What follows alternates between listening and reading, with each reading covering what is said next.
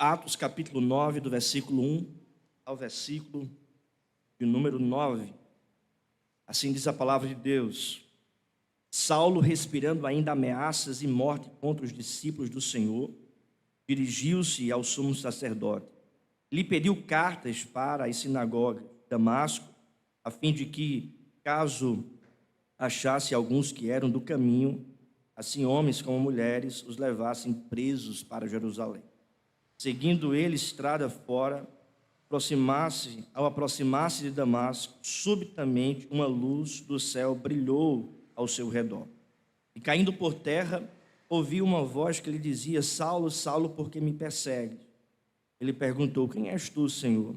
E a resposta foi: eu sou Jesus a quem tu persegues. Mas levanta-te e entra na cidade, onde te dirão o que te convém fazer. Seus companheiros de viagem pararam emudecidos, ouvindo a voz, não vendo contudo ninguém. Então se levantou Saulo da terra e, abrindo os olhos, nada podia ver. E, guiando-o pela mão, levaram-no para Damasco. Esteve 3 dias sem ver, durante os quais nada comeu nem bebeu. Vamos orar, feche os seus olhos. Vamos falar com Deus nesse momento. Peça a Deus iluminação, direção da parte de Deus.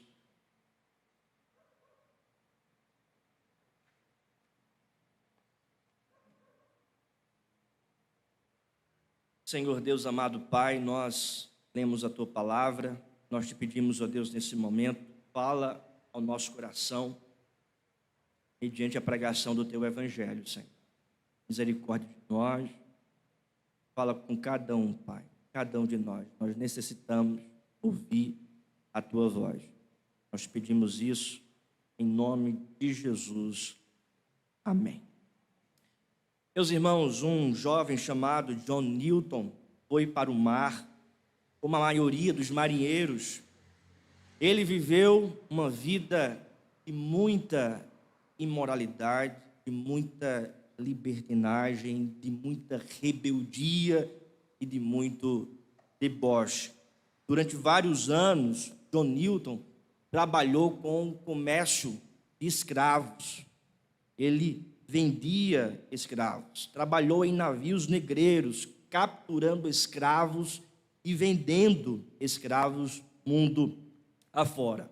Tornou-se capitão e nesse comércio ele de fato se envolveu no lamaçal de pecado, se envolveu em promiscuidade, libertinagem, em muita, de fato, rebeldia contra Deus e contra a palavra de Deus.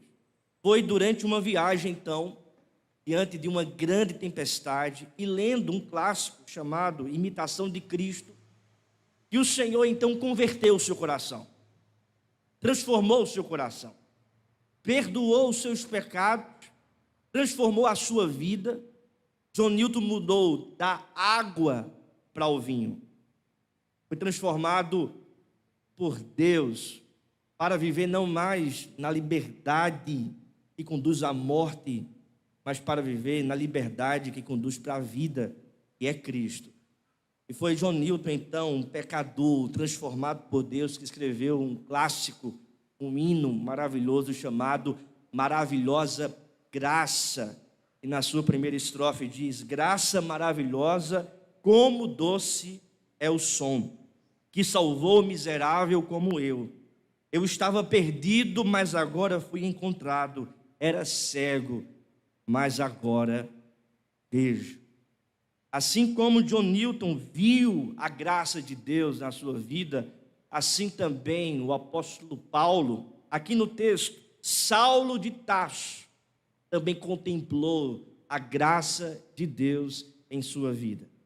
O personagem aqui, irmão Saulo, é o mesmo, o apóstolo Paulo. E a gente olha para esse texto e nós percebemos, irmãos, como Deus transformou a vida desse homem e se tornou, então, o apóstolo Paulo. A conversão de Paulo representa para o cristianismo uma maravilhosa história. Alguns estudiosos, irmãos, afirmam que a conversão de Saulo, ela é a parte mais importante, tirando a obra de Jesus, da história do cristianismo. Tendo em vista que foi a partir de Paulo que o evangelho chegou entre os gentios, ou seja, chegou para o mundo fora de Jerusalém. Considerando que foi a partir do apóstolo Paulo que grande parte do Novo Testamento foi escrito, um pecador que foi transformado pela maravilhosa graça de Deus.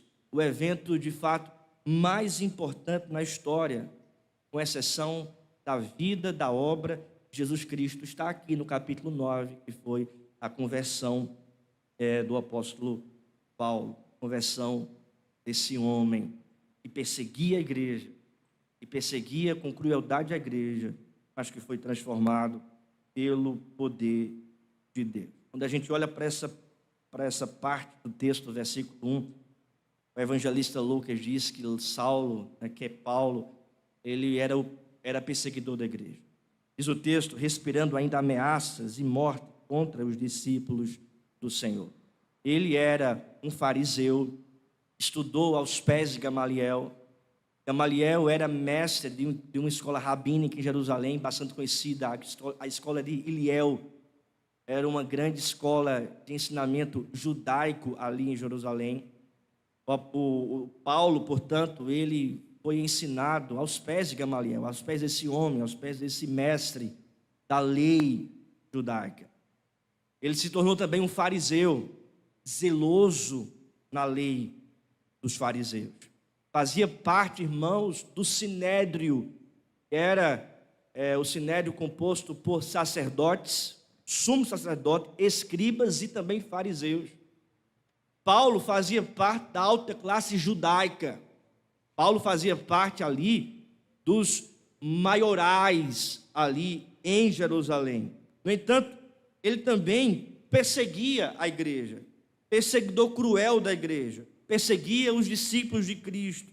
Ele era cidadão romano, mas também cidadão judeu, de dupla cidadania. Seus pais judeus, forjado e formado no judaísmo, ao ver o crescimento dos crentes do Senhor Jesus, Paulo tinha ódio, tinha rancor, tinha fervor de fato em seu coração nessa perseguição contra os cristãos. Paulo, irmãos, aparece no capítulo 8 de Atos, na morte do diácono Estevão. Diz o texto, irmãos, que foi ele quem estava segurando as vestes ali daqueles homens do sinédrio, enquanto eles apedrejavam Estevão. Paulo estava por trás da morte do diácono Estevão, perseguia a igreja. No entanto, no texto que nós acabamos de ler, irmãos, Paulo, ele tem um encontro com Cristo. Paulo, ele tem um encontro com o Senhor Jesus. E o Senhor Jesus, então, o converte, o transforma, muda a sua vida. É sobre essa verdade que eu gostaria de tratar nessa noite. Uma vida transformada. Assim como Deus transformou a vida de Paulo, assim também, irmãos, Deus tem transformado a vida de muitos. Assim também Deus transformou a nossa vida. O mais vil pecador, Paulo, foi transformado por Deus. Eu gostaria, portanto, de trazer essa verdade, a verdade de uma vida transformada. Em primeiro lugar, irmãos, uma vida é transformada pelo poder de Cristo. Uma vida é transformada pelo poder de Cristo. Veja o que diz o texto aí, o versículo 1. Vamos ler juntos em sua voz? Saulo, respirando ainda ameaças e morte contra os discípulos do Senhor, dirigiu-se ao sumo sacerdote. Versículo 2, junto. E lhe pediu cartas para as sinagogas de Damasco, a fim de que, caso achasse alguns que eram do caminho, assim homens como mulheres, os levassem presos para Jerusalém. Só até aí, irmãos, Saulo, ele era um homem poderoso, ele era um homem que podia até mesmo pedir cartas para levar alguns presos para a cidade de Jerusalém. Ele tinha influência, fazia parte do sinédrio. No entanto, o seu poder não foi capaz de minimizar o poder de Cristo, pelo contrário, diante do poder de Cristo, nesse encontro de Cristo com Saulo, ele cai em terra, ele é dobrado, ele é, irmãos, aqui transformado pelo poder de Cristo. A gente olha, irmãos, para a vida de Saulo e nós percebemos, ele era uma fera selvagem. A expressão respirando ameaças de morte no versículo 1 é justamente uma alusão a um animal que está bufando, que está realmente respirando fúria, que está respirando ameaça, que está respirando raiva. De fato, irmãos, a expressão aqui, ainda respirando ameaças de morte, dá a ideia de um animal que está respirando com raiva contra os crentes. É aquele cão raivoso que está espumando pela boca para devorar pessoas. A linguagem, portanto, aqui de Lucas para este homem é essa: alguém que está respirando raiva contra os crentes, contra a igreja, contra os discípulos de Cristo. Ele pede então às sinagogas que lhe conceda cartas para ir para outras cidades, para perseguir os crentes e levar os crentes presos para a cidade de Jerusalém. Ele não se contenta com a perseguição contra os cristãos em Jerusalém, mas ele vai perseguindo os crentes. Tanto é, irmãos, que no capítulo 8 a gente percebe que há uma perseguição contra os cristãos, eles são dispersos por toda a Judéia e Samaria. No capítulo 8 também a gente percebe Filipe pregando o evangelho em Samaria. Nós percebemos também Lucas dizendo que os dispersos iam por toda parte pregando o evangelho. Eles saem, os cristãos, saem de Jerusalém por causa da perseguição, pregando o evangelho. Quem é que vai atrás dos cristãos persegui-lo? Saulo. Ele sai de Jerusalém e vai então em toda a Judéia, Samaria, indo até Damasco para perseguir os cristãos que saíram fugindo de Jerusalém por causa desse poder cruel contra os crentes ali. Ele era uma fera selvagem, um caçador implacável, um malfeitor impiedoso, um torturador desumano, porque no capítulo 26 do versículo 11 diz que ele procurava de fato tirar a vida dos crentes. Era um assassino truculento. O texto diz, irmãos, lá em Atos também, capítulo 9, versículo de número 21, diz o texto: ora, todos os que ouviam estavam atônitos e diziam: não é este o que exterminava em Jerusalém os que invocavam o nome de Jesus? Não é este o que exterminava? Ou seja, ele era conhecido como um assassino truculento, um exterminador, alguém que estava para, de fato, perseguir a igreja, destruir a igreja, perseguir os discípulos. Uma fera selvagem, um caçador implacável, um malfeitor impiedoso, um torturador desumano, um assassino truculento. Este homem, pecador, foi transformado por Jesus Cristo. Diz o texto, irmãos, no versículo 3, seguindo ele estrada fora, ao aproximar-se de Damasco, subitamente uma luz do céu brilhou ao seu redor. E caindo por terra, ouviu uma voz que lhe dizia: Saulo, Saulo, por que me persegues? Ele perguntou: quem és tu, Senhor? E a resposta foi: eu sou Jesus a quem tu persegues. Ou seja, irmãos, diz o texto que ele caiu por terra. Este homem que era considerado como uma fera selvagem caiu por terra. Esse homem que era considerado um caçador implacável caiu por terra. Esse homem considerado um malfeitor impiedoso, ele caiu por terra. Esse homem que era considerado um torturador desumano caiu por terra. Esse homem que era considerado um assassino truculento, ele caiu por terra diante da glória de Cristo, diante da luz de Cristo. Essa luz, irmãos, não é uma luz qualquer, não é a luz solar, mas é a luz da presença de Cristo. Os estudiosos comentando esse texto, eles afirmam que essa luz é uma luz oriunda da glória de Cristo, da presença de Cristo, da pessoa de Cristo, ao ponto do próprio Cristo falar com ele: Saulo, Saulo, por que me persegues? Ele então, irmãos, ali caído em terra, escuta a voz de Cristo e é transformado pelo poder de Cristo. Uma vida transformada pelo poder de Cristo. O que é que acontece com vida transformada? Qual é a garantia contemplarmos vidas transformadas, a garantia, irmãos, está no poder de Cristo, no milagre de Cristo, na presença de Cristo. Não existe pecador neste mundo que consiga permanecer de pé diante da presença de Cristo. Não existe pecador nesse mundo que consiga permanecer como está diante de uma intervenção de Cristo. Se Cristo intervir, irmãos, poderosamente, há mudança. Se Cristo intervir poderosamente, há transformação. Se Cristo intervir poderosamente, uma coisa nova acontece. Assim como aconteceu na vida de Saulo. Esse homem foi transformado. Era um homem imoral e foi transformado. Nós temos, irmãos, a certeza de que esse poder que transformou também a nossa vida, há de transformar mais vidas, outras pessoas, à medida que as pessoas ouvem o Evangelho, e há também de sustentar a nossa vida no caminho do Senhor. Temos uma vida transformada não por causa dos nossos méritos, mas por causa do poder que há em Cristo. Podemos participar, irmãos, da igreja em comunhão uns com os outros, não por causa da nossa força e capacidade, mas por causa da força e do poder de Cristo. Nós temos a garantia, irmãos, de estarmos aqui reunidos para ouvir a voz do Senhor Jesus, mediante a pregação do Evangelho, convictos de que vamos voltar para a nossa casa, diferente, transformados, edificados, renovados, por causa do poder de Cristo. Nós temos a certeza, meu querido irmão, que nós estamos caminhando dia após dia, na palavra dele, em santidade, procurando renegar as impiedades e paixões humanas e procurando viver a vontade dele, por causa do poder de Cristo. Ele é poderoso para transformar, ele é poderoso para mudar, ele é poderoso, irmãos, para fazer um rebuliço em nosso coração, em nossa alma, em nossa mente. Cristo fez isso com o apóstolo Paulo, com esse homem, fez conosco, fará com muitos ainda.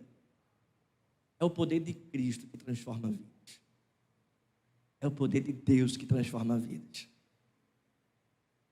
Segunda verdade, irmãos, uma vida é convertida pela conversão feita por Cristo. Uma vida é transformada pelo poder de Cristo, como também pela conversão feita por Cristo. Conversão feita por Cristo. Porque veja o que diz o texto.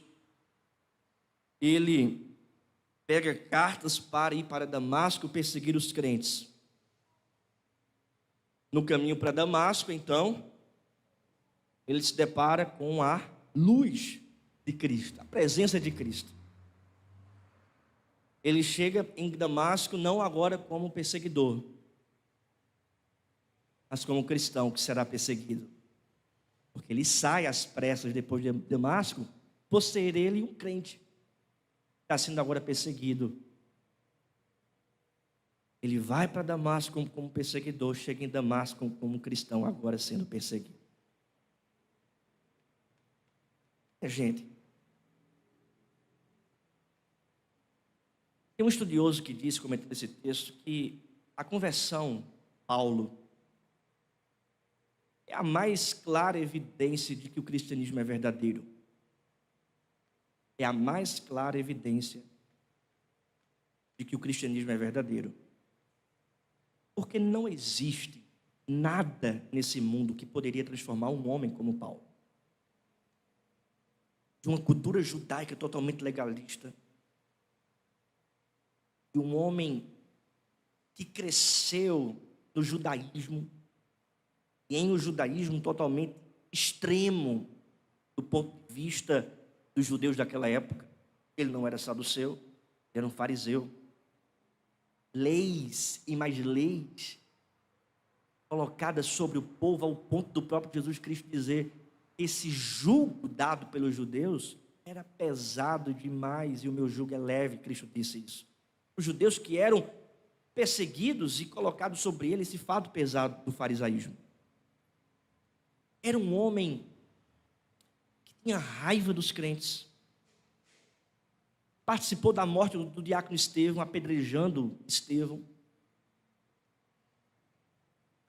A tribo de Benjamim, que se gloriava na lei, na tradição.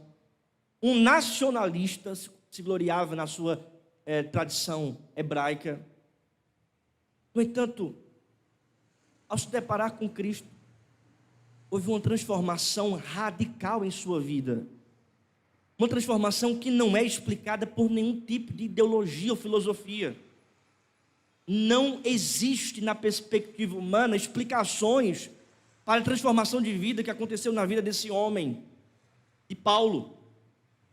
É por isso que é uma evidência clara de que o cristianismo é verdadeiro, ele transforma vidas. De que Cristo é verdadeiro, ele transforma vidas. Olhe para este exterminador dos cristãos, que agora é um cristão que está sendo perseguido. Ele foi convertido por Cristo. Não foi convertido pela sua inteligência, ele não foi convertido pela sua busca, ele não foi convertido porque buscou a Deus, ele não foi convertido porque estava examinando as Escrituras. E olhe que ele examinava em muito as Escrituras por ser ele fariseu. Mas ele não foi convertido por nada que ele podia fazer. Ele foi convertido pelo poder de Cristo. A transformação acontece pela conversão que é feita por Cristo. É Cristo que converte o pecador. É Cristo que mudou a vida de Paulo. E é Cristo também que muda e tem mudado a vida de muita gente. Certa vez, em uma sala de aula na universidade, um estudante estava ali, cristão, o professor era ateu, começou a desdenhar da fé cristã, começou a desdenhar da fé, da palavra, e aí ele começou a humilhar os cristãos e dizendo: tem algum cristão aqui que pode provar a existência de Cristo? Ele começou a desdenhar, falar mal da fé cristã. Aí de repente esse cristão, um pouco tímido, mas esse cristão levantou a mão, aquele jovem, naquela sala de aula, e disse: professor, posso provar sim a existência de Cristo. E aí ele começou mais ainda a desdenhar da fé daquele jovem, a debochar da fé daquele jovem. E aí então aquele jovem se levantou e falou: professor, me mostre uma pessoa, apenas uma pessoa, que foi transformada pelo ateísmo, foi transformada por uma filosofia do mundo ou ideologia. Me mostre uma pessoa que foi transformada do ateísmo. Mas eu vou lhe mostrar, professor, milhares de pessoas foram transformados pela presença de Cristo. Ladrões que foram transformados pela presença de Cristo. Prostitutas que foram transformados pela presença de Cristo. Libertinos que foram transformados pela presença de Cristo. A evidência da presença de Cristo, irmãos, somos nós, cartas vivas que ele escreveu, transformou, mudou, converteu.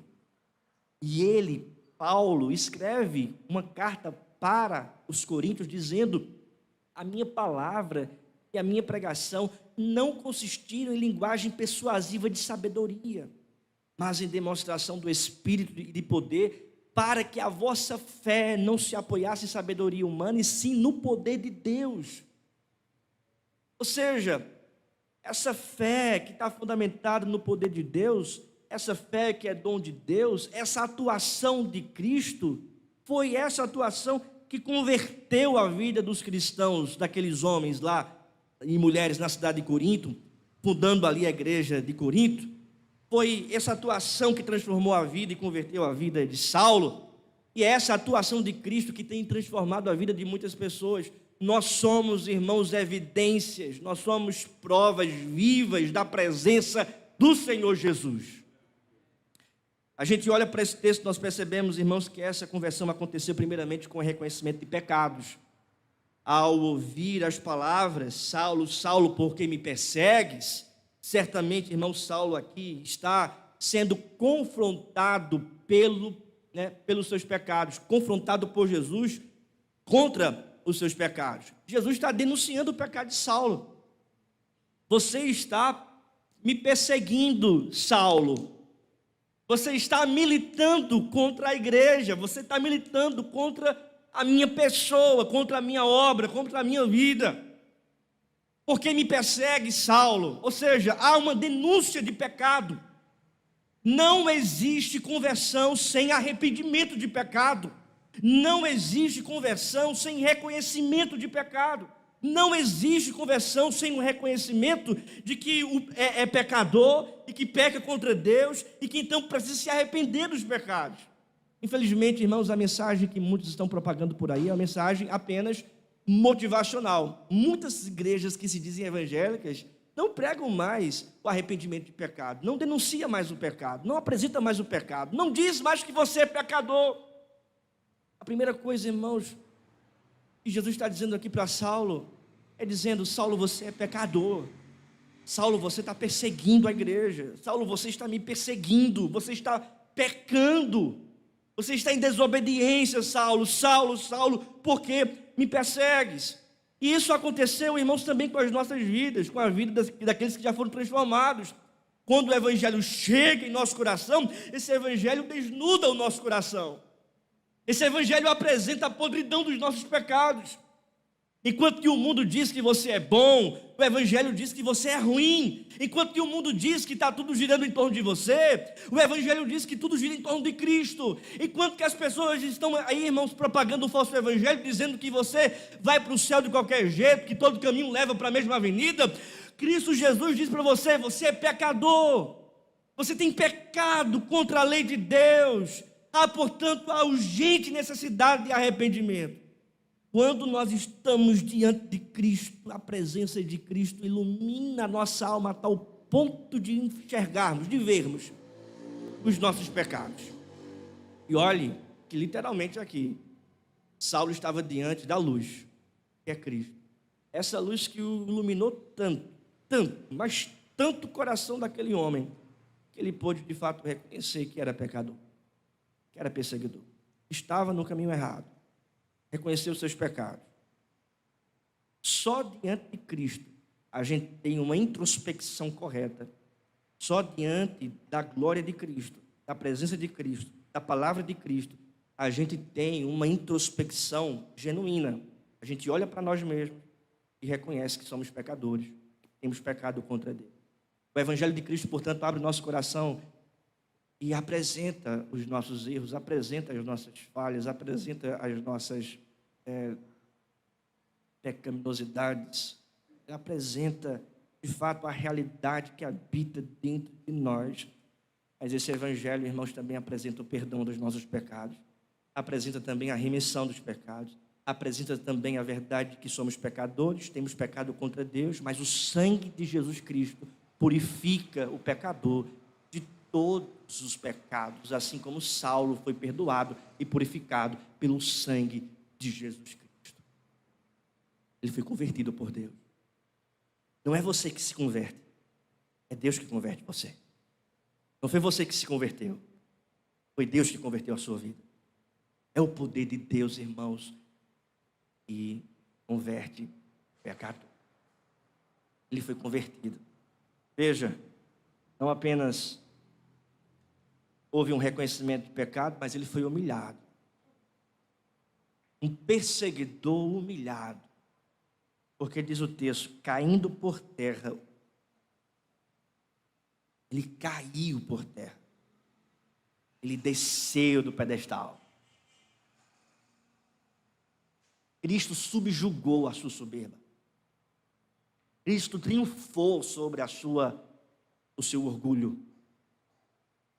Cristo aqui, irmãos, está como um caçador, perseguindo este pecador, mas perseguindo não para matá-lo, mas para transformá-lo. Embora Paulo saiu de Damasco para perseguir a igreja, mal sabia ele que ele estava sendo perseguido por Cristo, e Cristo estava diante dele no caminho para transformá-lo. Ele cai por terra. Ele cai por terra. Ele é alvo da presença de Cristo, da atuação de Cristo. Ele é humilhado ao cair por terra, mas ele é humilhado também ao ficar cego. Porque veja o que diz o texto, versículo de número 7, ou melhor, versículo 5. Ele perguntou, quem és tu, Senhor? E a resposta foi, eu sou Jesus a quem tu persegues, mas levanta-te e entra na cidade, onde te dirão o que te convém fazer. Versículo 7. Juntos, vamos lá? Os seus companheiros de viagem pararam emudecidos, ouvindo a voz, não vendo, contudo, ninguém. 8, juntos. Então se levantou Saulo da terra e, abrindo os olhos, nada podia ver, e guiando-o pela mão, levaram-no para Damasco. Ele, irmãos, ficou cego por 3 dias, conforme o versículo 9. Não pôde enxergar. A luz foi tanta que gerou uma cegueira nos seus olhos. E ele não conseguiu enxergar por 3 dias. Teve que alguém pegar na mão dele, né, para levar ele para Damasco, para a cidade. As pessoas tiveram que ajudar para ele chegar no caminho, porque ele não estava conseguindo enxergar, não podia andar, não podia ir. Alguém tinha que o conduzir. Ele foi humilhado. Aí em terra ele ficou cego. Paulo, irmãos, precisou ficar cego para enxergar de verdade. Paulo precisou perder a sua visão para contemplar o Filho de Deus. Ele precisou passar por essa humilhação para depois desfrutar das benesses de Deus. E às vezes Deus faz isso com a gente, né?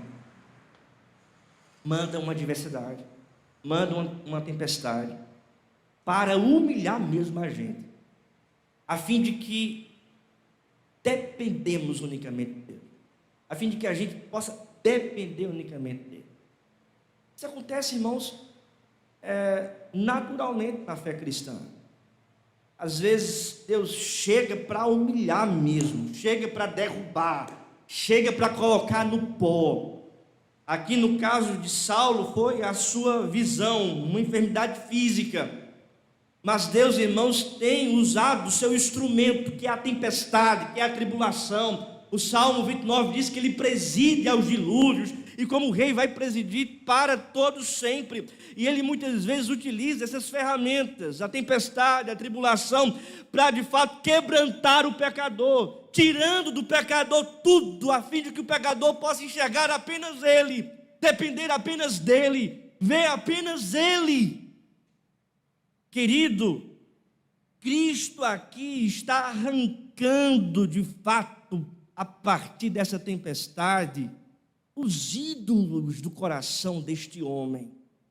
E Deus muitas vezes faz isso, manda uma tempestade, uma adversidade, uma enfermidade, um problema que está debaixo dos decretos de Deus, para também retirar do nosso coração os ídolos, toda idolatria, tudo aquilo que não pertence à vontade dele e que ainda quer jorrar em nosso coração e em nossa alma. É por isso que o apóstolo Paulo diz que todas as coisas que operam para o bem daqueles que amam a Deus, todas as coisas que operam para o bem daqueles que amam a Deus, inclusive as dificuldades, as enfermidades. No caso de Saulo aqui, irmãos, essa cegueira. Deus fechou a sua vista física, mas abriu a sua visão espiritual. Abriu a sua visão espiritual, convertendo assim esse homem. A conversão de Paulo não foi de maneira alguma, irmãos, um ato de Paulo para Deus, mas foi um ato de Cristo para Paulo, de Cristo para esse homem.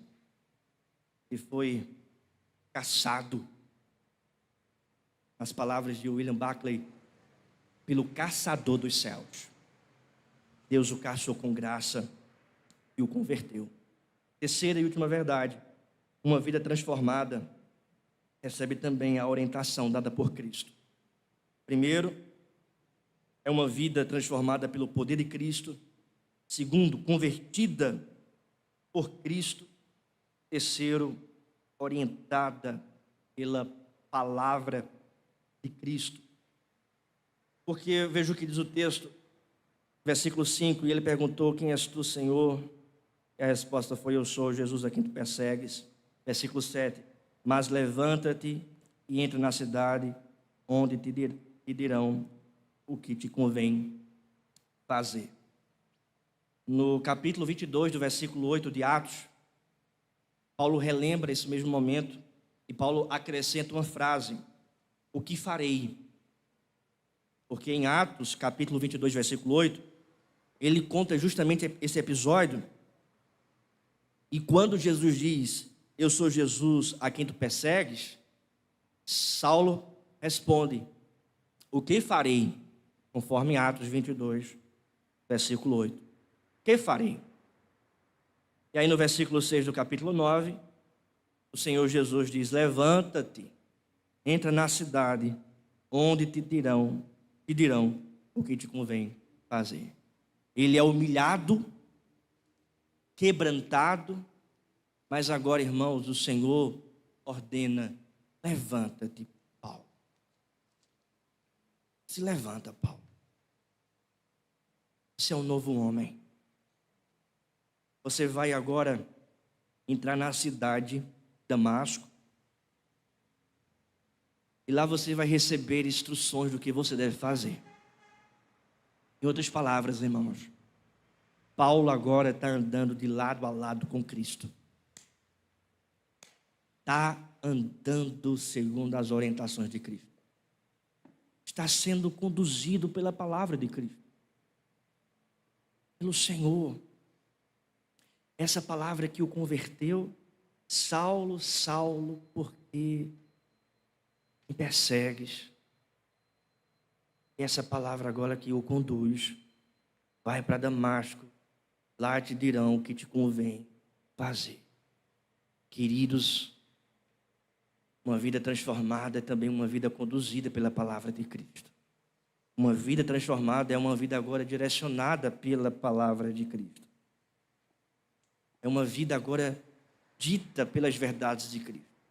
A vida de Paulo mudou. Há uma nova dinâmica de vida agora na vida dele. Ele não persegue, agora é perseguido. Ele não falava do reino verdadeiro de Deus, agora ele passa a falar do reino verdadeiro de Deus. Ele passa depois a ser chamado para ser apóstolo e ser apóstolo entre os gentios, pregando a palavra de Deus. Ele foi um homem usado pelo Senhor, usado pela mão de Deus e pela vontade de Deus para alcançar milhares de vidas. Ele agora, irmãos, passa a receber as diretrizes do Senhor. Assim também é na nossa vida. Diante da transformação que Deus faz, da conversão, a gente passa agora, irmãos, a andar com Cristo. É Cristo o tempo todo do nosso lado. É Cristo direcionando, é Cristo nos mostrando o caminho que nós devemos andar. É Cristo dizendo a verdade para onde a gente deve ir. É Cristo mostrando em sua palavra o que nós devemos fazer. É Cristo nos reprovando também nos erros que nós cometemos, para que a gente viva bem de acordo com a sua vontade. É Cristo o tempo todo direcionando a nossa vida.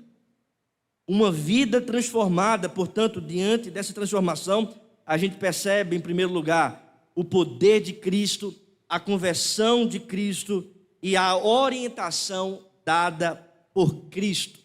Eu termino, irmãos, esse sermão com 3 implicações. Primeira, a pessoa de Cristo está unida em identidade com a sua igreja. A pessoa de Cristo está unida em identidade com a sua igreja. O que é que Jesus diz para Saulo? Saulo, Saulo, por que me persegues? Mas Saulo foi para Damasco perseguir quem? A igreja. Ele não foi perseguir literalmente Cristo. Cristo já foi assunto aos céus, ele foi perseguir a igreja. No entanto, Cristo diz para Saulo: por que me persegues? Em outras palavras, irmãos, a pessoa de Cristo está unida em identidade com o povo dele, com a igreja. Perseguir a igreja é perseguir o Cristo vivo. Servir a igreja é servir o Cristo vivo. Odiar a igreja é odiar o Cristo vivo. Amar a igreja é amar o Cristo vivo. Quando nós, irmãos, estamos aqui na igreja servindo a Deus, servindo na igreja local, trabalhando na igreja local, nós estamos literalmente servindo a Cristo, trabalhando no reino de Cristo, servindo a Ele. Porque o amor pela igreja, o serviço à igreja é literalmente, nas palavras de Cristo, o amor por Ele, o serviço a Ele. Saulo, Saulo, você está perseguindo a igreja, por que me persegues? Segunda implicação, a graça de Cristo é infinita na conversão de pecadores. A graça de Cristo, ela é infinita na conversão de pecadores. Se a gente for colocar na balança, irmãos, o pecado de Saulo, os erros dele e as coisas boas, bicho, a balança ia quebrar para o lado ruim, para o lado da maldade. No entanto, irmãos, Deus revelou que a sua graça é maravilhosa, a sua infinita graça. Diante dos pecados desse homem, a graça de Deus foi maior. Diante da vida de imoralidade, de perseguição, de crueldade desse homem, a graça de Deus, ela é maior. Diante da nossa vida, irmãos, diante dos nossos pecados, dos nossos erros, dos nossos problemas, das nossas adversidades, da nossa espiritualidade muitas vezes frívola, diante de tudo isso, ainda assim, a graça de Deus triunfa sobre nós, a graça de Deus triunfa sobre os nossos pecados, a graça de Deus triunfa infinitamente sobre a vida do pecador. Terceira e última verdade, a soberania de Cristo reina em toda a obra da redenção. A soberania de Cristo reina em toda a obra da redenção. No capítulo 8, o diácono Estevão é cruelmente assassinado. Ele é apedrejado até a morte.